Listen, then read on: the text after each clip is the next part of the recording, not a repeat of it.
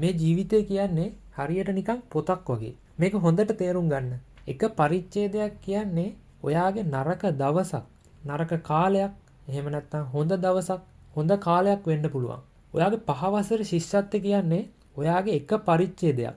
ඔයා ඒක අසමත් වුණා කියන එකෙන් කියන්නේ නෑ ඔයාගේ ඉතිරි පරිච්ඡේද අසාර්ථකයි කියලා. Tamanට පුළුවන් බව විශ්වාස කරන්න.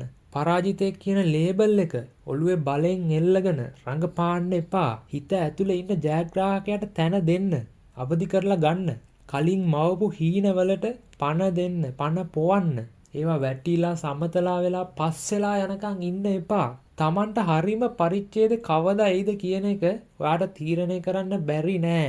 ඔයා තමයි අනිවාර්යෙන් ඒක තීරණය කරන්න ඕන. ඔයා තේරුම් ගන්න ඕනේ දෙයක් තමයි මගේ එක පරිච්ඡේදයක් අවුල් වුණා. මම මේ පරිච්ඡේදේ හරියනකම් කියලා ඉඳලා හරියන්නේ නැහැ.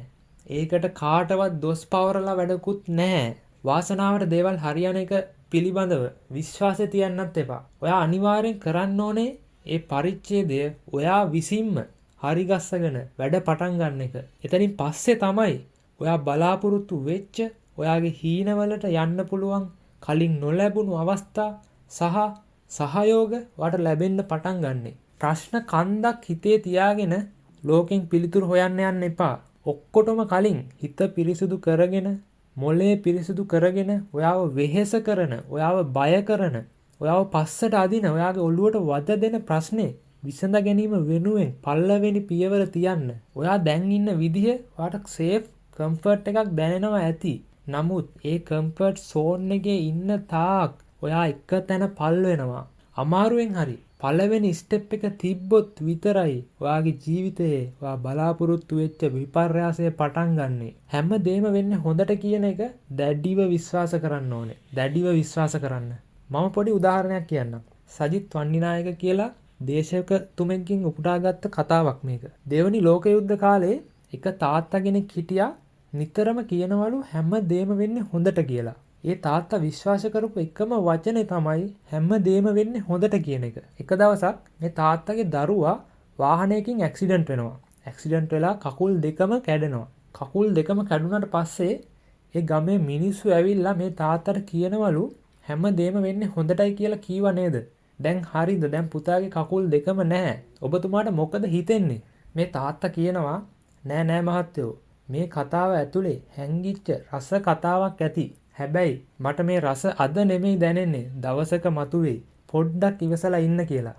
ඊට පස්සේ ටික දවසකින් තීරණයක් ආවලු මේ ගමේ ඉන්න අවුරුදු 18, 25, 30 අතර සියලුම අවිවාහක තරුණයෝ යුද්ධයට අරන් යන්න ඕන කියලා. පස්සේ හමුදාවෙන් ඇවිල්ලා මේ සියලුම තරුණයෝ යුද්ධයට අරගෙන ගියා. අවුරුද්දක් දෙකක් ගියාට පස්සේ මොකද වුනේ?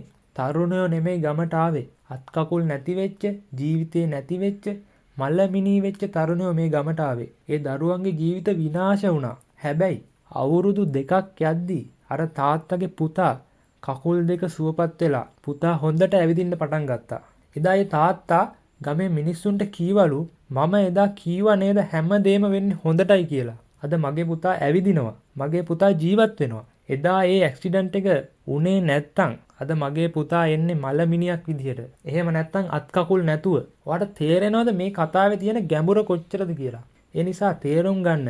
අද ඔයාට එන කරදරේ වෙස් බලාගත්ත සුන්දර කතන්දරයක් වෙන්න පුළුවන්. යහපත් සිතුවිලි තියෙනං සියල්ල වෙන්නේ යහපත වෙනුවෙන්මයි. ඒ නිසා අදිෂ්ඨාන කරගන්න. සියල්ල වෙන්නේ හොඳටයි කියන කාරණය දැඩිව විශ්වාස කරන්න. යහපත් සිතුවිලි තියෙනං සියල්ල සිදුවන්නේ යහපත සඳහාමයි.